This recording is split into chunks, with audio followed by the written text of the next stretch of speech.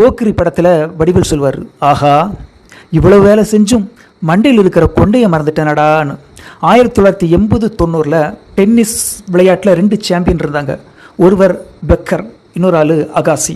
இந்த 2 பேர் விளையாடுற சமயத்தில் ஆரம்பத்தில் பெக்கர் ஜெயிச்சுக்கிட்டே இருந்தார். காரணம் அவருடைய சர்வீஸ். லெஃப்ட்டில் அடிக்கிறது மாதிரி அடிப்பார், ரைட்டில் அடிப்பார், ரைட்டில் அடிக்கிறது மாதிரி அடிப்பார், சென்டரில் அடிப்பார். ஸோ அந்த பாலை ஜட்ஜ் பண்ணுறது ரொம்ப கஷ்டமாக இருந்துச்சு. ஆனால் கொஞ்சம் மேட்ச்சுக்கு அப்புறம் அகாசி என்ன பண்ணுறாருன்னா கரெக்டாக ஜட்ஜ் பண்ணுறாரு. ஸோ பெக்கருக்கு பயங்கர ஆச்சரியமாக போயிடுச்சு. எப்படி பால் போட்டாலும் கரெக்டாக அகாசி அடிக்கிறாரு அப்படின்னு ஆச்சரியம்னா அகாசி ஜெயிச்சுக்கிட்டே இருக்கிறாரு.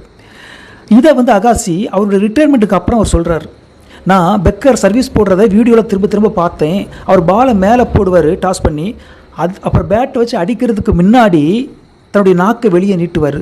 இடது பக்கம் நீட்டினா லெஃப்ட் சைடில் அடிப்பார், வலது பக்கம் நீட்டினா ரைட் சைடில் அடிப்பார், சென்ட்ரலில் நீட்டினா நடுவில் அடிப்பார் அப்படின்னாரு. பெக்கருக்கு பயங்கர ஆச்சரியமாக போயிடுச்சு. ஏன்னா இது அவருக்கே தெரியாமல் அவர் நாக்கை நீட்டிருக்கிறாரு. இதை தான் பாவ்லோன்னு சொல்லக்கூடிய ஒரு சயின்டிஸ்ட் கண்டிஷன் ரிஃப்ளெக்ஸ் தியரி அப்படின்னு சொல்லியிருக்காரு.